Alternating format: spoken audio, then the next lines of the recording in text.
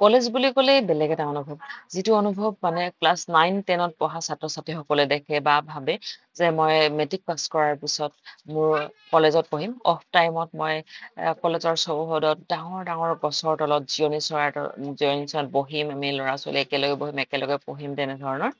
সেই যে ভাৱ হয় এখন ধুনীয়া কলেজত মেট্ৰিক পাছ কৰাৰ পিছত পঢ়িম বুলি, সেই তেনেকুৱা এখন কলেজ হৈছে তিনিচুকীয়া কলেজ। য'ত চৌহদটো খুব ধুনীয়া, গছ-গছনি, ফুলনি বাৰীৰে ভৰা।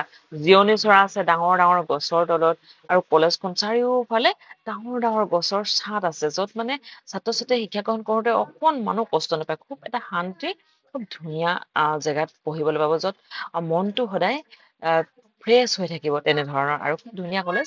আৰু মই হয়তো এইখন কলেজলৈ আহিছিলোঁ 2008 চনত আৰু তাৰ পিছত আজি আহিছোঁ। আজি আহিয়ে কলেজখনৰ কিবা এটা বেলেগ ভাল লাগি গ'ল আৰু যিহেতু সপোনৰ এখন কলেজ তিনিচুকীয়া কলেজ, মনত মন যায় পঢ়িবলৈ এনেকুৱা এখন কলেজত। মই ডিগবৈ কলেজত পঢ়া যদিও খুব ধুনীয়া আছিল কলেজখন, তথাপিও তিনিচুকীয়া কলেজৰ পৰিৱেশটোৱে বেলেগ। আৰু ইয়াতে মই তিনিচুকীয়া কলেজত যিহেতু আহিছোঁ, গতিকে অকণমান আপোনালোকলৈ ধৰি ৰাখিছোঁ। একচুৱেলি আমাক মাতিছিল CM ত্ৰিপুলৰ ফালৰ পৰা এটা ৱৰ্কশ্বপৰ কাৰণে, আৰু সেই ৱৰ্কশ্বপটো আহোঁতে আমি যিহেতু তিনিচুকীয়া কলেজ লাইব্ৰেৰীত আছিল ৱৰ্কশ্বপটো, গতিকে তিনিচুকীয়া কলেজলৈ আহিবলৈ পাই সৌভাগ্য অনুভৱ কৰিলোঁ।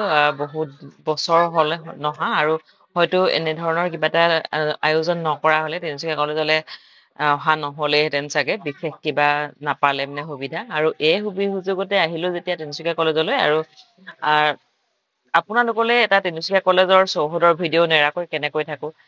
এইটো হৈছে লাইব্ৰেৰী, আমাক কলেজ লাইব্ৰেৰীত আজি যিহেতু ৱৰ্কশ্বপটো হৈ আছে, আৰু এইটো হোৱাৰ পিছত আমি যামগৈ, যিহেতু আজি আমাৰ যথেষ্টখিনি বিষয়ৰ ওপৰত আলোচনা হৈছে আৰু খুব ভাল লাগিলে আহি আপোনালোক সকলোকে অকণমান তিনিচুকীয়া কলেজৰ ভিডিঅ' আগবঢ়ালোঁ। কেনেকুৱা লাগিলে কমেণ্ট কৰি জনাব। যদিহে ভাল লাগিছে তেতিয়াহ'লে লাইক, কমেণ্ট, শ্বেয়াৰ কৰিব। তিনিচুকীয়া কলেজৰ কাৰণে এটা শ্বেয়াৰ কৰিব, কমেণ্ট কৰিবলৈ নাপাহৰিব। Bye bye.